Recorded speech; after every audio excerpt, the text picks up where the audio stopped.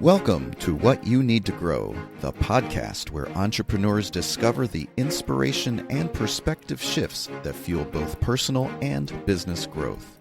Each week, certified professional coach Jennie Bellinger brings you powerful conversations with thought leaders, subject matter experts, and innovative company leaders who share their stories of growth and the tools that made it possible. From fresh insights that expand your vision to resources you can explore on your own journey, every episode is designed to help you grow your knowledge, grow your vision, and grow your business. Now, here's your host, Jennie Bellinger.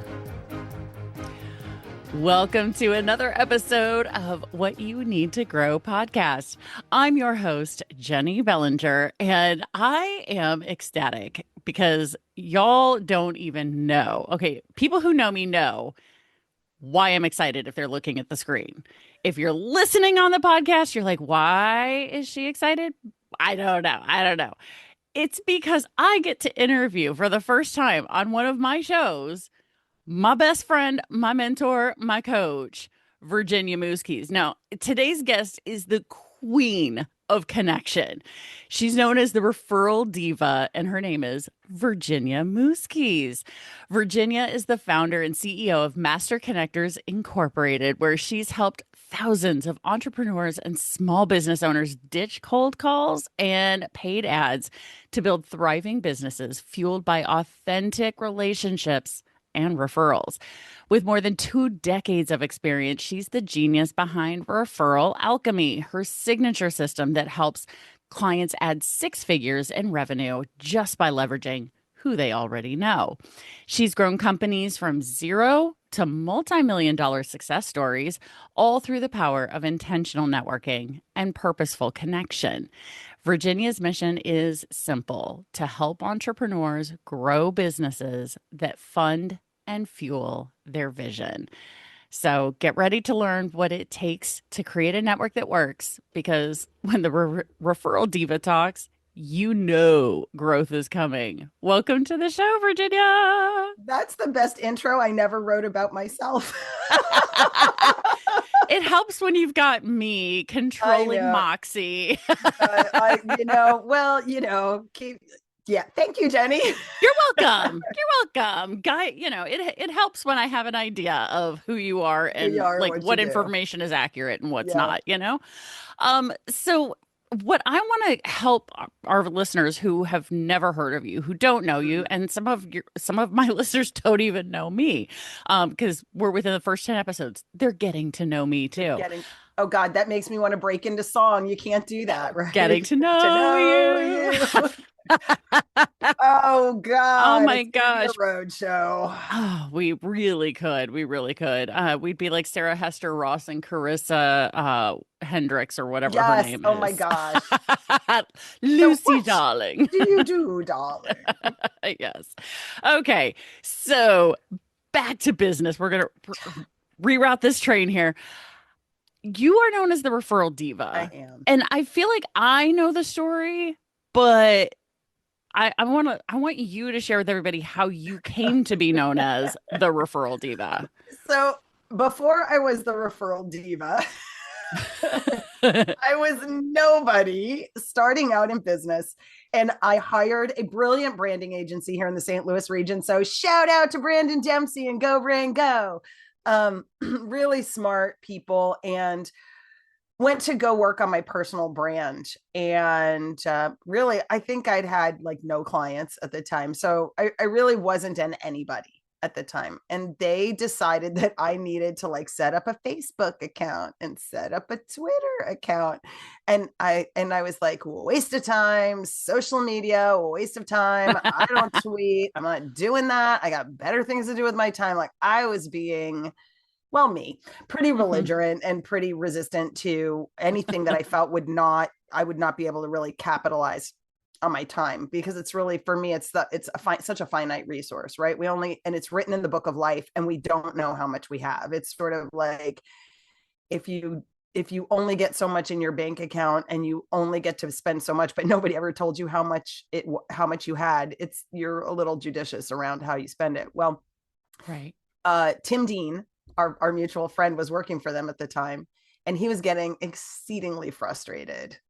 Which probably he was exceedingly frustrated the minute they put him on my account. He was like, anybody, not her.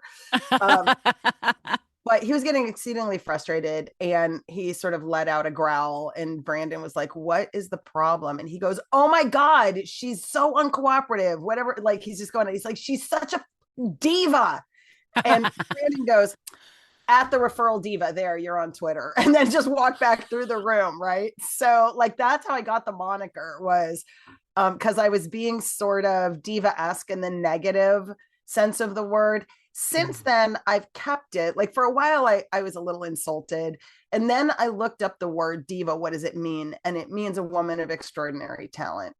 It really doesn't mean pain in the butt. It legit, right. Webster Dictionary is a woman of extraordinary talent. And so I was like, okay, you know what? I'm going to jump into that, and I'm going to do whatever it takes to be a woman of extraordinary talent in the connection space, in the collaboration space, in the referral space. Divas, operatic divas aren't born with that voice. They make that voice happen. And so it was just a matter then of growing into the moniker. Yeah, I love that. So what made you go in this direction? Because I know your history started in the teaching world. Yeah. And then here you are as the referral diva a number of decades later. So what was that transition like? Well, I was in academia, and I won't go into the big, long, short story of it, but right. I remember the thing that started it was listening to a Jim Rohn cassette tape, because I'm cassette tape years old. I am Walkman years old. And hearing him say, you become like the 5 people that you spend the most time with, that you associate with. And at the time I was at Wash U. And so I walked the long mile to Brookings Hall, and I walked up to the 3rd floor, and I looked to my right, and then I looked to my left, and I walked down the hall, and I looked to my right, and I looked and I just kept looking. And I was like, if I stay here, this is what my life is going to turn into. And I did not like what I saw. I was a literature major, Jenny. So it was like, I psychoanalyzed fictional characters and reported my findings for debate. And like, who cares if Jane Eyre's a lesbian? Okay. Like, who cares? It's not a worthy, it's a fun exercise, great way to spend a day. But I started to realize that wasn't really where I wanted to be. And I had 2 small kids.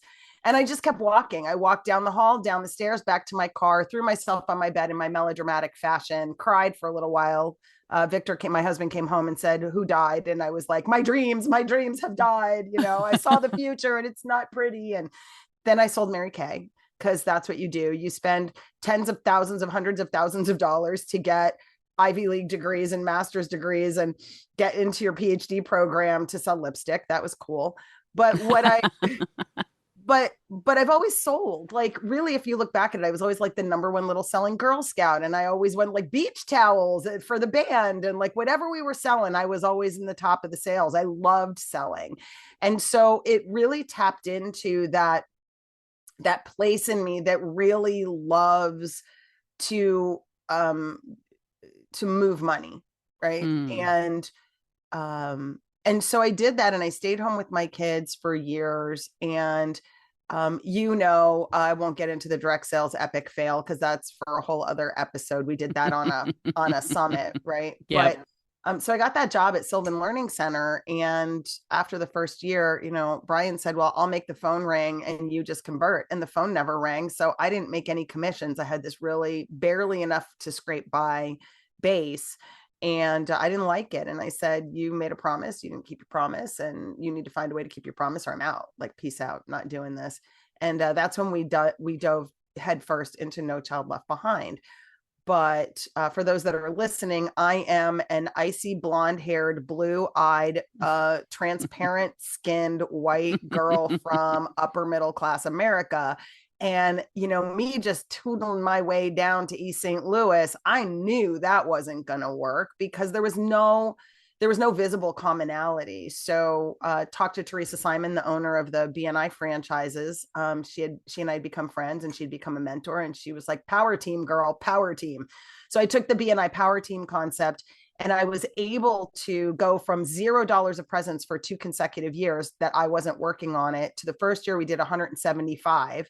And then the last year and the fifth year, we did 2.5 million in revenue, served over 2,500 kids in, I don't know how many school districts across Southern Illinois and Missouri, and returned our entire marketing budget back into the community in the form of philanthropy. So it was hiring kids from the schools to stuff packets, to sort snacks, to right. So we involved kids. We paid the teachers bonuses. We provided backpacks and school supplies and things that people needed. I ran a homework clinic in East St. Louis, where parents could come to the local library and get help helping their children. So it was really empowering for the parents.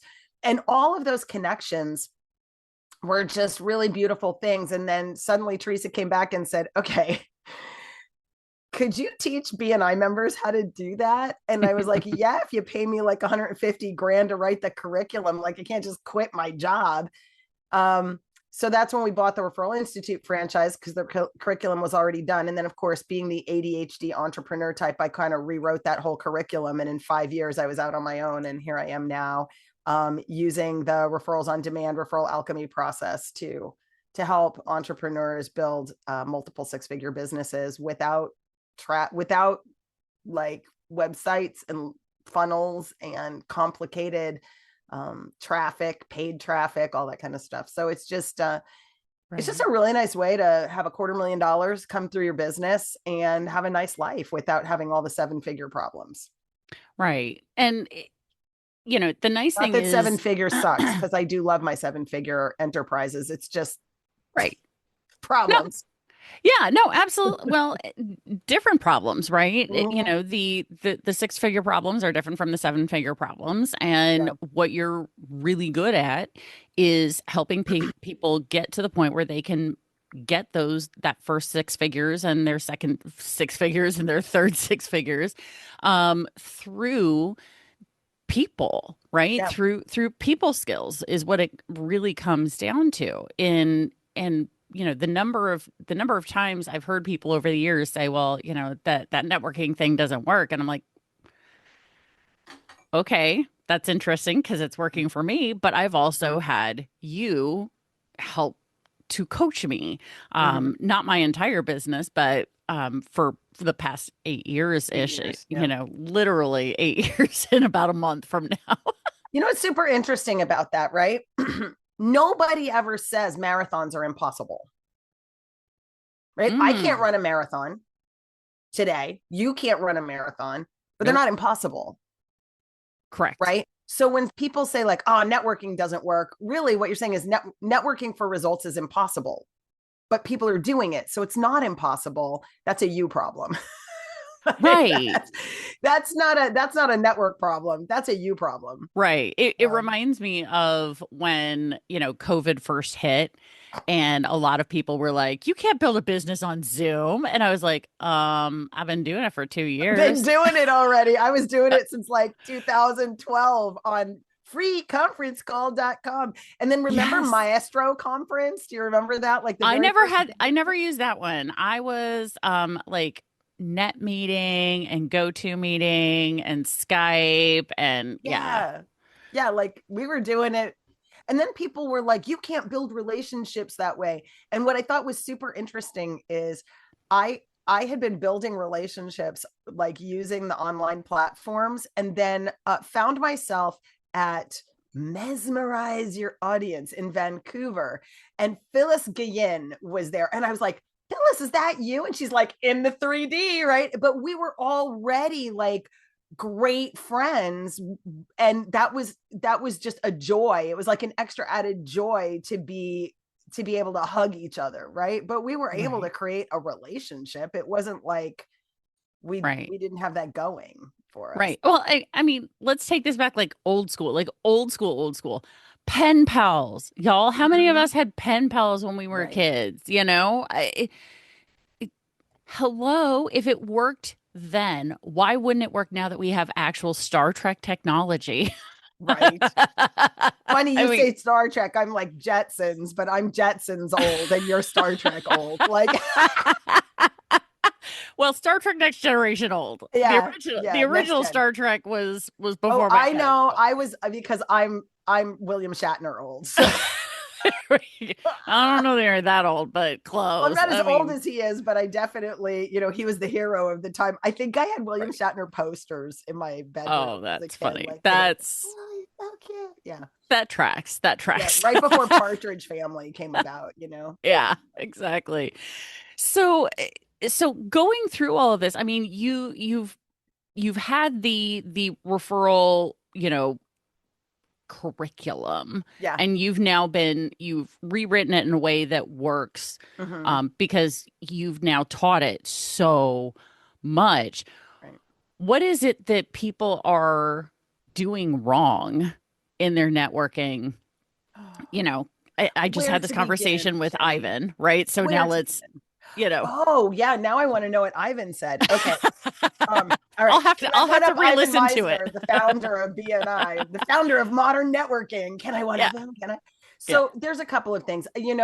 There's really three that I see. Number one is shotgun marketing. It's sort of this idea that if I just tell everybody what I do, somebody will want what I have. And there is some substance to that. But the bigger thing that I see is and I remember John Suarez, who is a BNI director here in the area, would do the worst worst keynote presentation ever, right? Like, hi, my name is John Suarez. I sell pens, blue pens, red pens, green pens, purple pens, gel pens, stick pens, click pens, highlighter pens, all kinds of pens. I can get you pencils and erasers too. So I'm your writing implement guy. If you need writing implements, call me. But he went on for like 10 minutes on like listing every single kind of pen, the components of a pen, the spring in the pen and the refills of the pen, like on and on. We were like, oh my God. He's like, so don't do that. Right.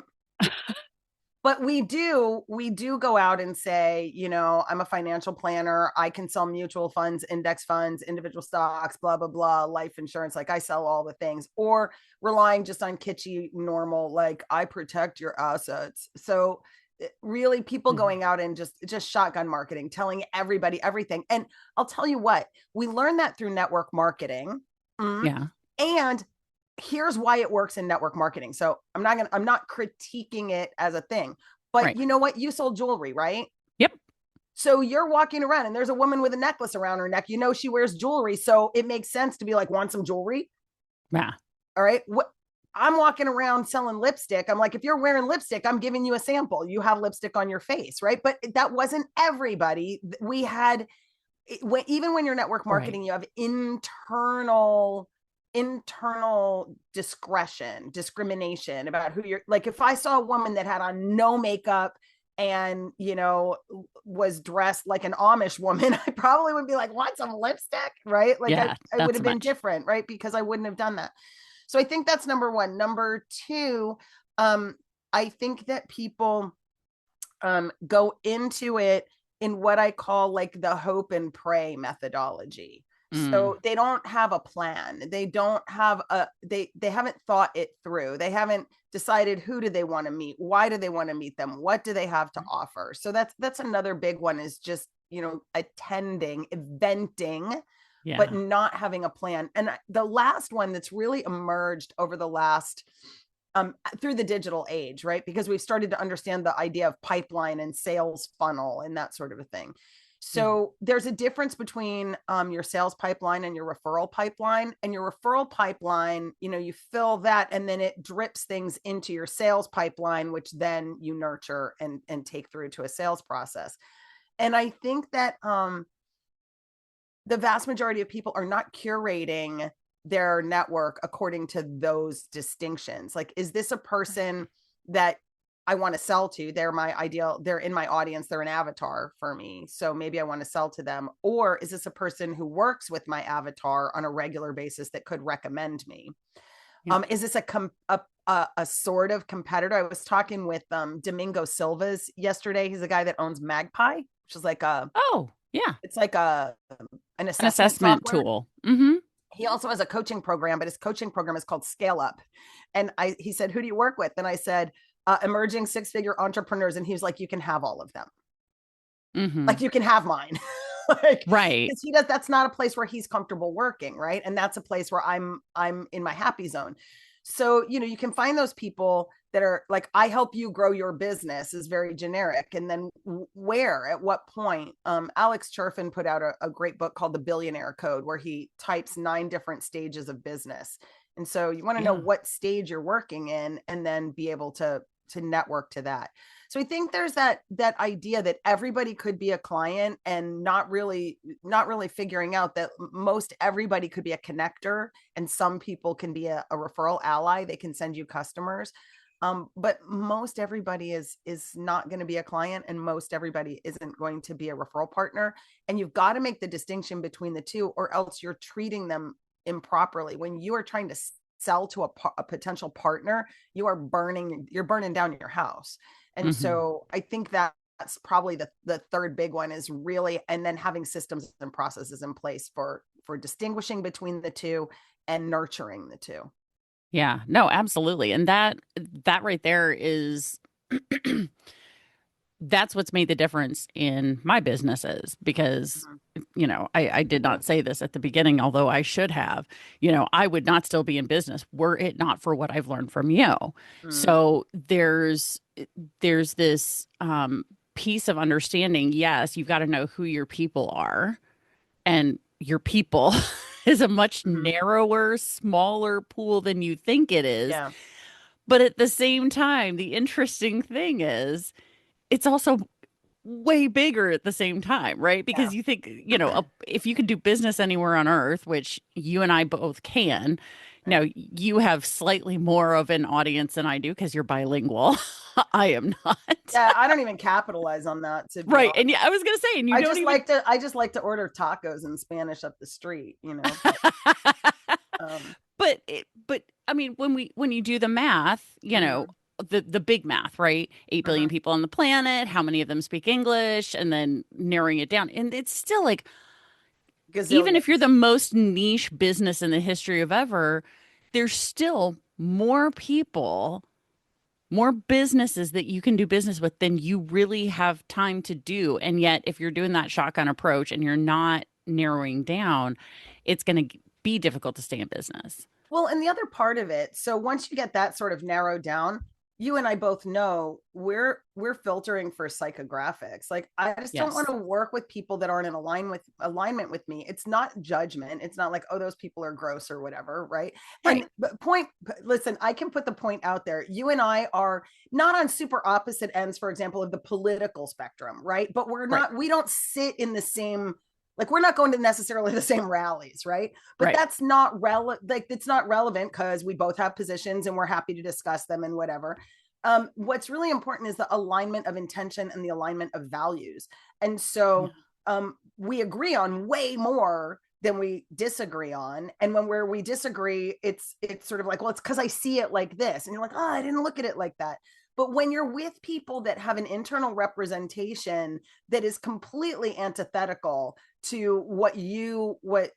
I was at a workshop where my back was hurting and they were like, you have to sit in a chair. And I'm like, hey, in my workshops, I have people rolling out yoga mats in the back of the room, right? Like, I'm like, take care of your body. These chairs suck, right?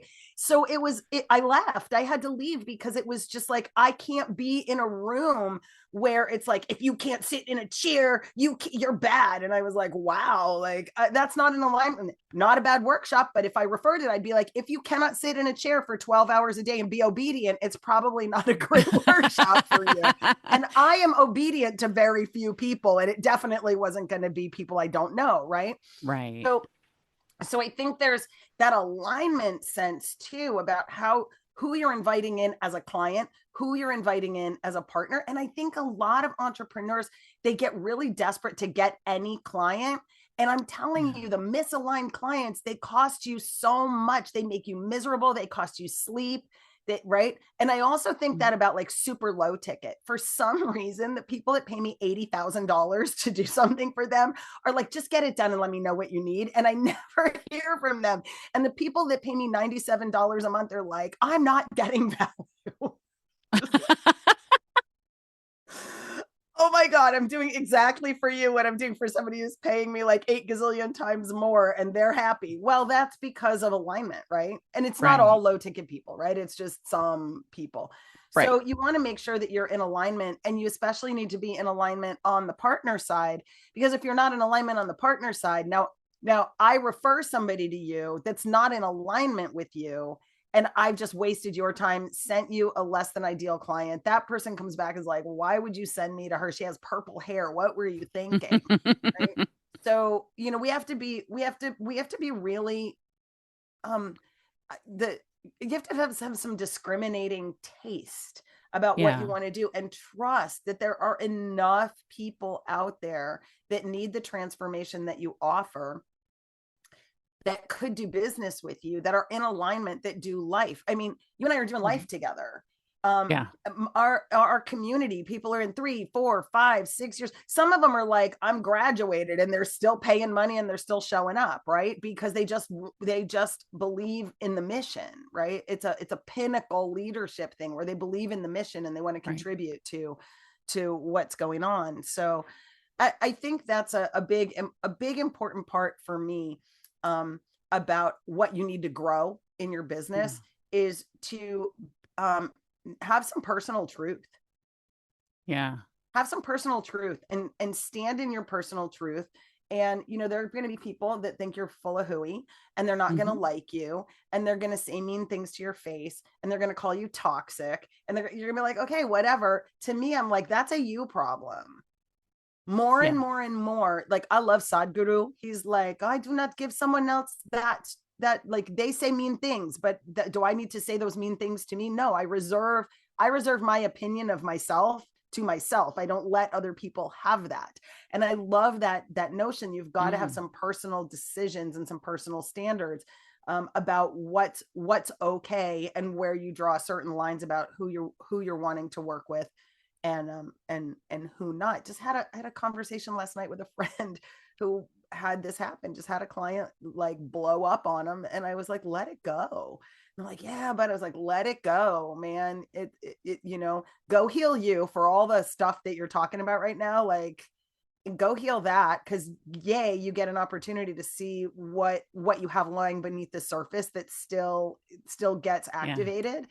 But that whole scene is not in alignment with the way you conduct your business. So all of the things that this person was, oh, I should have been this, and I should have done that, and I'm like, why? That's not even who you are.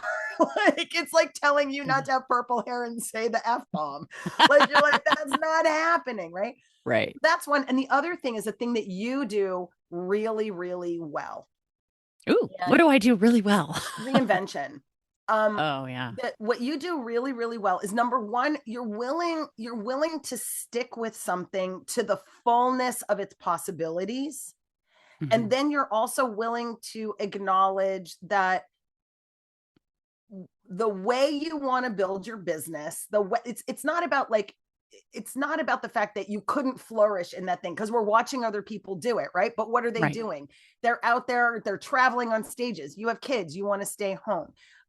They're out there paying gobs of money on Facebook ads. Not your jam today, maybe someday. Right now, you're not interested in feeding the Facebook monster, right? So there's all these sorts of things. And so what you do is you're like, wow, and I'm here and it's doing okay.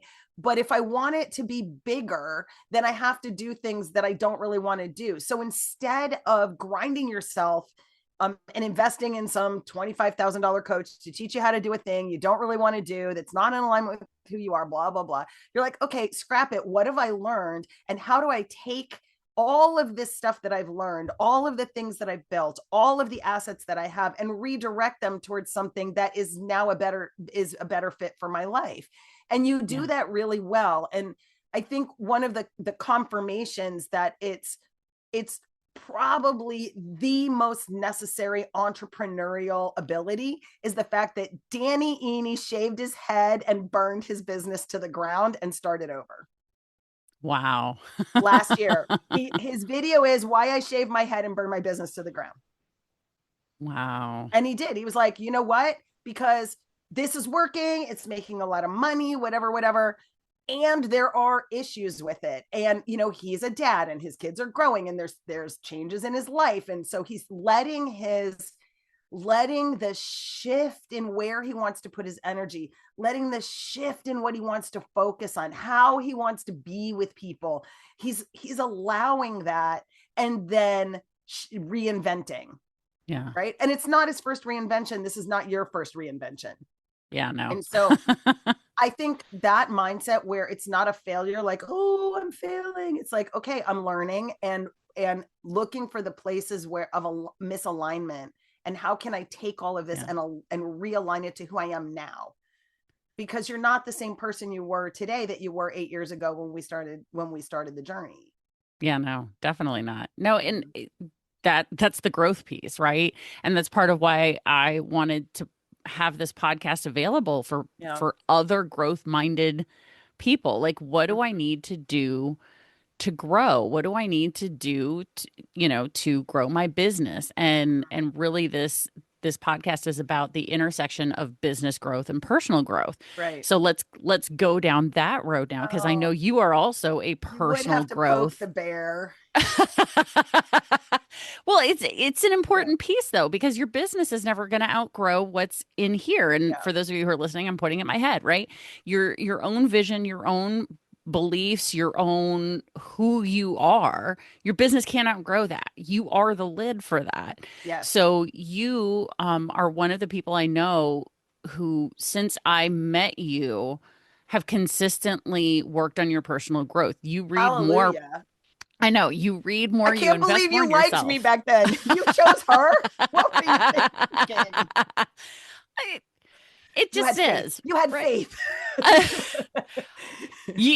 We were aligned, even though, right? Because you also have to remember who I was back then, right? We were such babies. I know, we were little. So what are some of the personal growth, like either quantum leaps or baby steps that you look back on now and are so freaking happy that you took, whether it was a program or a book you read? What are some of the most impactful things that you've done for your personal growth? So I'll give you some, like, that, you know how there's like chunky milestones in your timeline, right? So Callan Rush and Justin Livingston by far are, like, to me, they feel like my foundation where I planted and where they poured into me in a way. It really makes me emotional when I think about what Callan Rush has done for me in my business. I know she knows I appreciate her, but I don't think she knows how foundational she was, because I remember being at Mesmerize. No, it was Mesmerize Your Audience. I think Mesmerize or Monetize. She had Magnetize, Mesmerize, and Monetize. And I remember being at this workshop, and it was super painful because I was hyper masculinized and I was bossy and I was really in my controlling energy and I was protected, and somehow or another there was a little chink in that armor. Like it was like she took a little chisel and went clink, clink, clink. And I felt broken. And then it was like there was this restructuring moment. And I remember saying, I can't go home. And she said, why? And I said, because the structure of my life won't support this. And she goes, oh, sweetheart, the structure of your life's about to change. And she's like, once you're here, like once you go there for just a second and you see, you're like, okay, things have to change, right? And that really initiated a 12 or a 10-year struggle, right? So we'll go up to the burnout, right? So then I did Jay Facette's lead program. It was a 1 or 2 year kind of mastermind program. It was tremendously wonderful. And it was an absolute, is this an explicit podcast? Yep, go for it. It was an absolute shit show because the person that was leading it was going through, at that point in time, I could not understand what she was going through, but I do really understand right now, like, oh, this explains everything, right? Yeah. So it was really rough, but I learned a lot. And Jay wrote a book, one of his early personal growth books, because most people don't know Jay Facette is actually big, huge in the personal growth. He was a student of Bob Proctor and some other people, and that's where he started out. Oh, wow. And he wrote a book called Reframe Your Blame. And it was all about personal responsibility. Like, listen, bitch, you created this, you can uncreate it. And you created it because you made decisions or allowed others to make decisions. You let people intrude upon you and then you blame them, but you can close your door and lock it.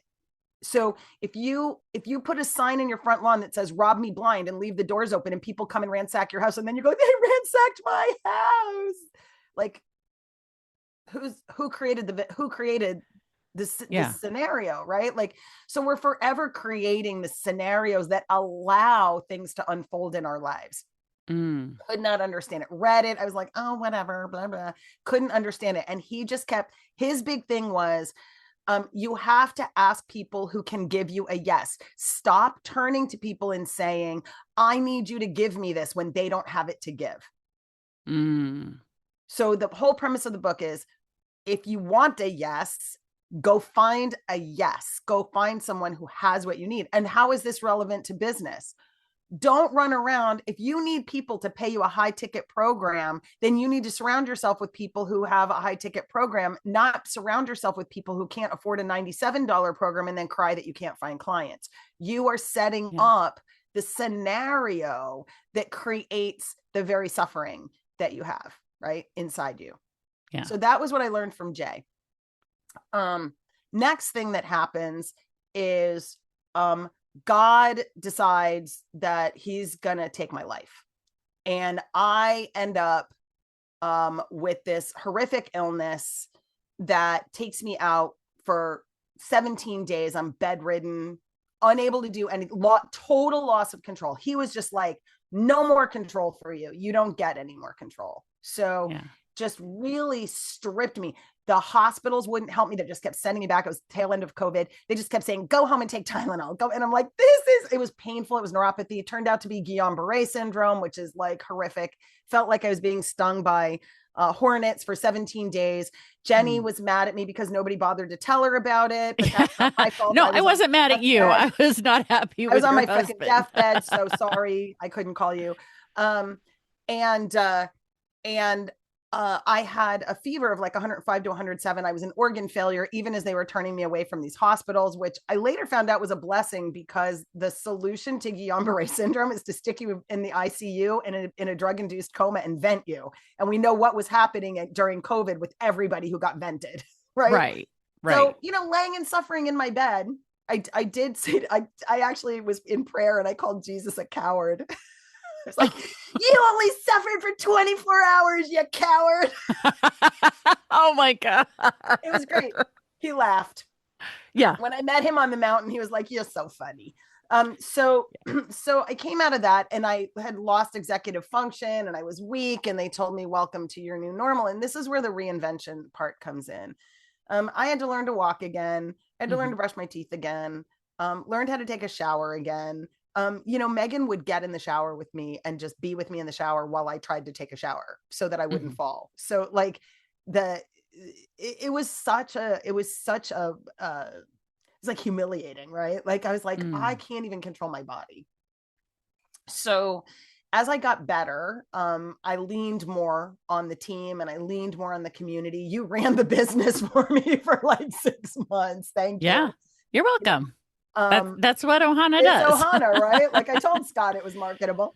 So then I ran into, I was introduced through Tom Ruich. I was introduced to GV Freeman. And so I coached with him, and the big lesson from him, he was like, what are you willing to turn towards yourself? And I was like, what the hell does that mean? He's like, you don't need to know what it means. You just have to say yes.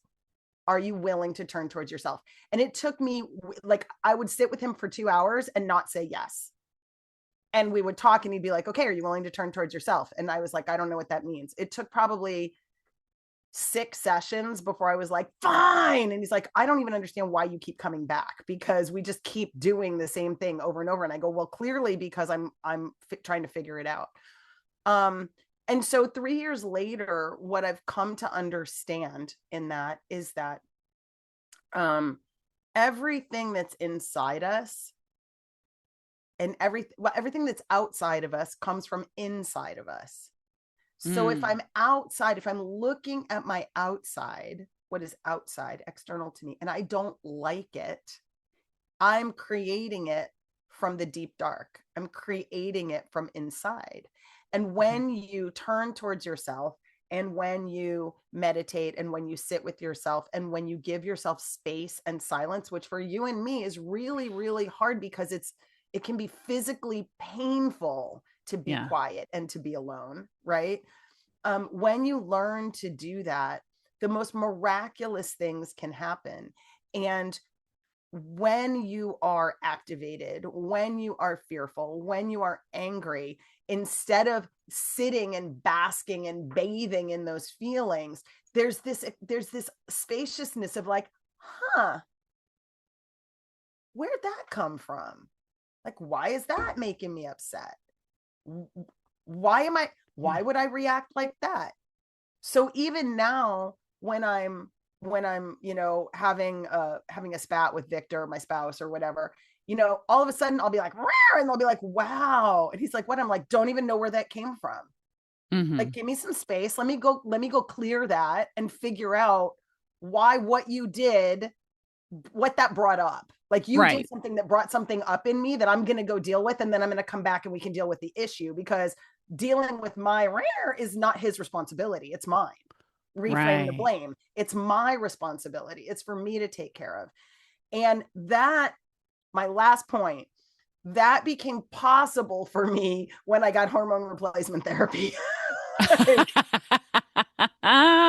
Bar none, perimenopause and menopause. If you are a lady and you are listening, you are crazy and you absolutely don't know it. Your husband, if you have a spouse, is completely lost because they do not know what the hell that is and what to do with it.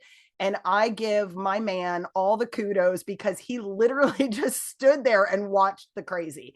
Now, he had his own brand of crazy that was related to hormones, as we all do, right?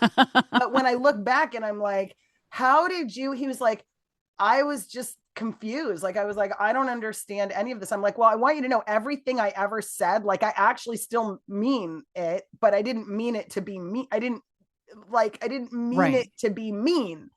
Yeah. I mean it, but I wasn't trying to be irrational or mean. But you're really and truly, for a lot of us, probably not for every woman, because everyone's biology is different. But that was probably the other personal growth thing, was just yielding to say, okay, some of the studies that are out there that are like, don't do it, it'll give you cancer or whatever. I was like, well, I was on birth control pills for 25 years and nobody was worried about my breasts then. So why do they care about them now? Like, why do you care about my boobs now when you were perfectly happy to put me on 25 years of estrogen therapy? Right. And now when I need it, like I need it to function, you're like, ooh, I don't know about that. Yeah. About that. So I believe, there's the whole trajectory, Jennie, comes down to, you're responsible for your biology. You're responsible for your psychology. You're responsible for your spirituality. You're responsible. And when you take responsibility for those things, everything else falls into place, as long as you're always taking responsibility for those things. One of the things that I do in business, which is really interesting, is that when I have someone come back to me and complain about they bought a product or a program and it wasn't what they expected, or it wasn't whatever, I give them their money back in full. I say, well, I'll just give you your money back. And would you like additional resources? And they're like, well, I don't want my money back. I go, no, it's fine. I'm sending you your money back. And they don't really understand it, but there's a book by Ken Honda called Happy Money. And there's happy money and there's grumpy money. And if you put grumpy money in my bank account, or if you turn your money grumpy, you can have it back. You can have it back. I don't want your Oh, grumpy money.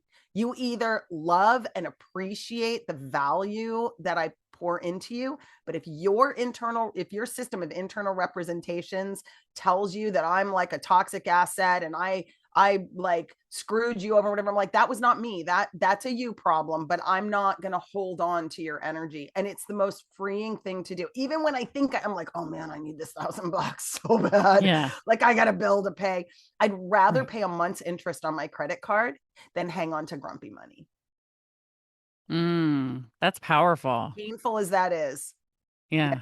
That's a huge shift in the last few years, right?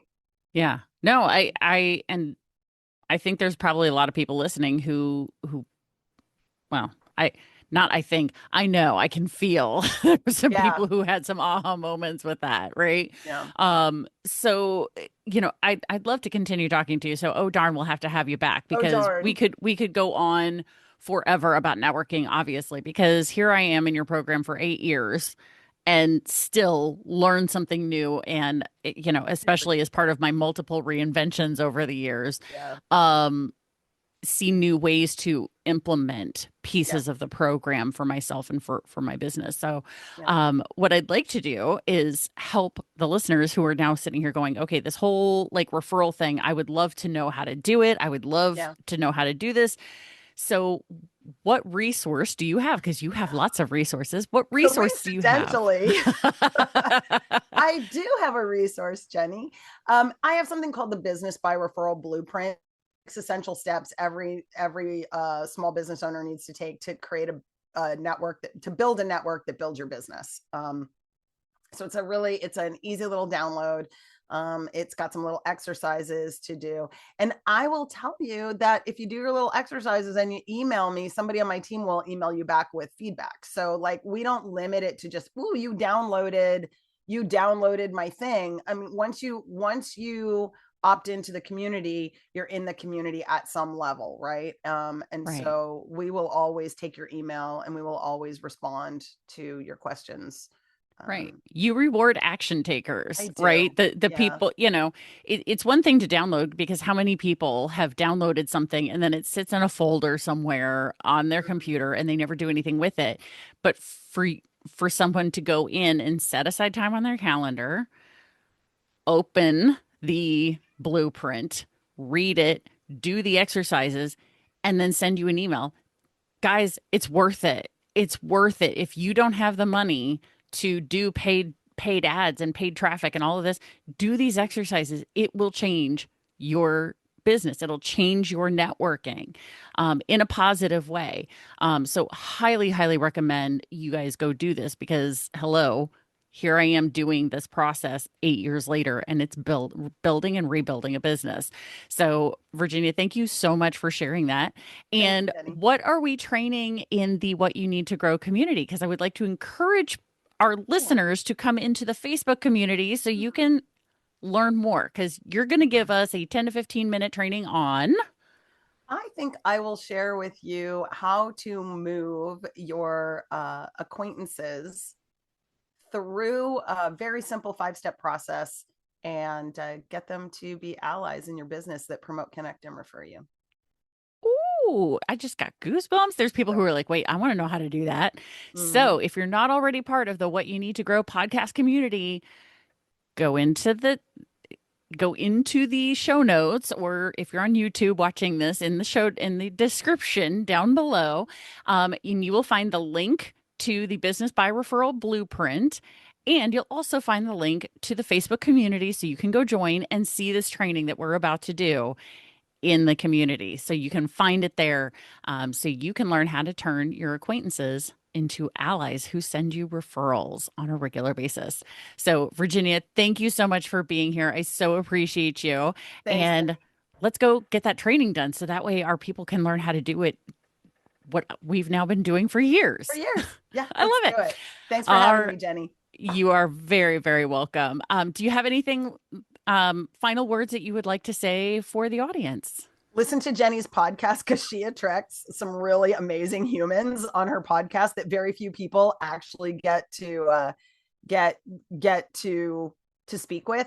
So Mhm. subscribe, rate, and review, join the community, and play along because one of the greatest things that happens in the life of a coach and a mentor is when the student surpasses the coach in many ways. And so really, it's been such a pleasure watching you grow. And there's so many places where the brilliance shines through. So subscribe, rate, review, and join the community and take advantage of everything Jennie has to offer, because she's a bomb. Aw, thank you so much, Virginia. I so appreciate you. And of course, y'all stay tuned, because you never know what you're going to need to grow. And that's going to be on your next episode. Bye, everybody. Thank you for listening to What You Need to Grow. Be sure to follow the show on your favorite podcast platform or subscribe to the YouTube channel so you don't miss a single episode. Want updates straight to your inbox? Sign up at whatyouneedtogrow.com and you'll get notified each time a new episode goes live. Here's to your growth. This has been What You Need to Grow with Jennie Bellinger.